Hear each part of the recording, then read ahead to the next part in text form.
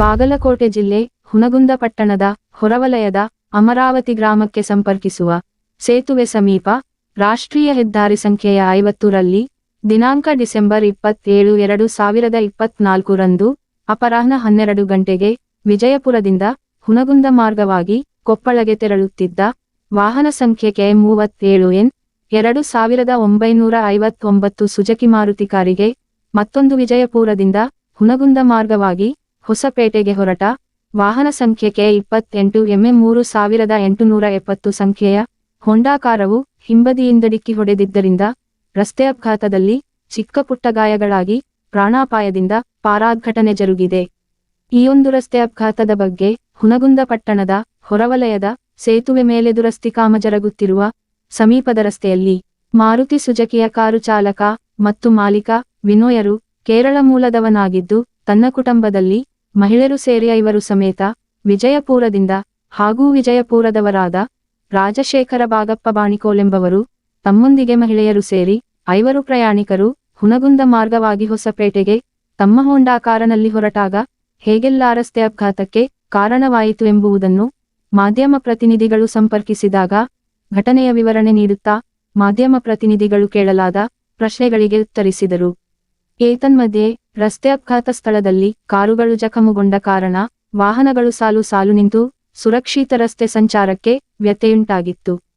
ಹಾಗಾಗಿ ಅಪಘಾತ ಸ್ಥಳಕ್ಕೆ ಹುನಗುಂದ ಪಟ್ಟಣದ ಪೊಲೀಸ್ ಠಾಣೆಯ ಎಸ್ಐ ಸಂಗಪ್ಪ ಬ್ಯಾಮಲಿಹಾಳ ಮತ್ತು ಪೊಲೀಸ್ ಪೇದೆ ರಮೇಶ ಹೊಸಮನಿರು ನಡುಹೆದ್ದಾರಿ ರಸ್ತೆಯಲ್ಲಿ ಜಖಮಗೊಂಡ ಕಾರನ್ನು ಸಾರ್ವಜನಿಕರ ಸಹಕಾರದೊಂದಿಗೆ ರಸ್ತೆಯ ಬಲಬದಿಗೆ ಸರಿಸಿ ವಾಹನಗಳ ಸಂಚಾರಕ್ಕೆ ಅವಕಾಶ ಮಾಡಿಕೊಟ್ಟರು. ಮತ್ತೊಂದೆಡೆ ಈ ಒಂದು ರಸ್ತೆ ಅಪಘಾತದ ನಿಜಾಂಶವು ಪೊಲೀಸ್ ಇಲಾಖೆಯಿಂದ ಘಟನಾ ಸ್ಥಳದ ಮಹಜರು ಪ್ರಕ್ರಿಯೆ ಮತ್ತು ಪಂಚನಾಮೆ ಪ್ರಕ್ರಿಯೆಗಳ ನಂತರವೇ ಹೊರಬರಲಿದೆ. ಹಾಗೂ ಈ ಒಂದು ಘಟನಾ ಸ್ಥಳದಲ್ಲಿ ಪಟ್ಟಣದ ಹೆಚ್ಚಿನ ಸಂಖ್ಯೆಯ ಸಾರ್ವಜನಿಕರು ಉಪಸ್ಥಿತರಿದ್ದರು. Loknayak Kannada news bureau report Hungund.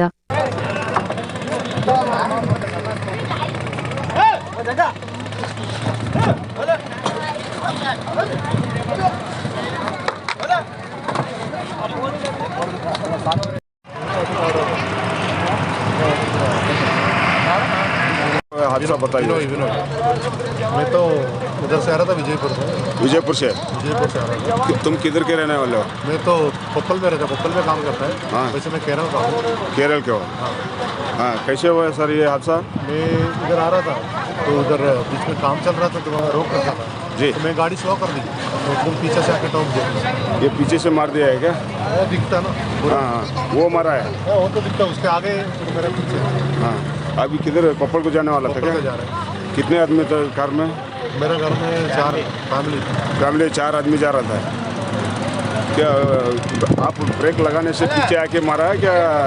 थोड़ा स्लो जाते? स्लो करिए, मैं ये देखे स्लो कर दी तो पीछे से टोक दिया। वो निशान भी दिख रहा है। कुछ घाव हुआ है क्या?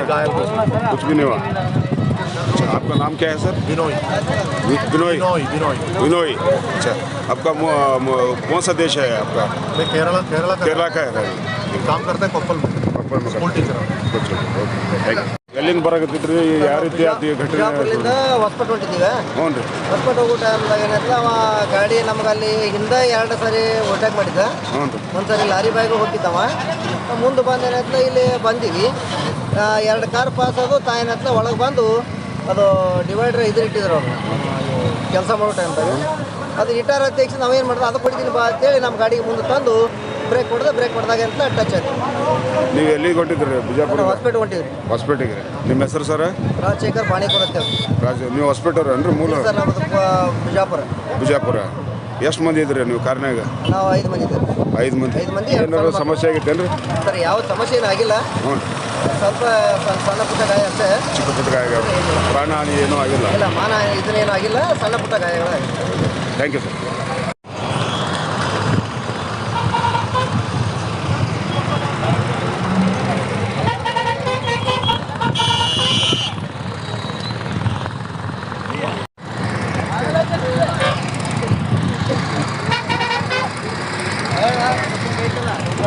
ವ್ಯವಹಾರ ಮಾಡಿರ್ತಾರೆ ಅದಕ್ಕೆ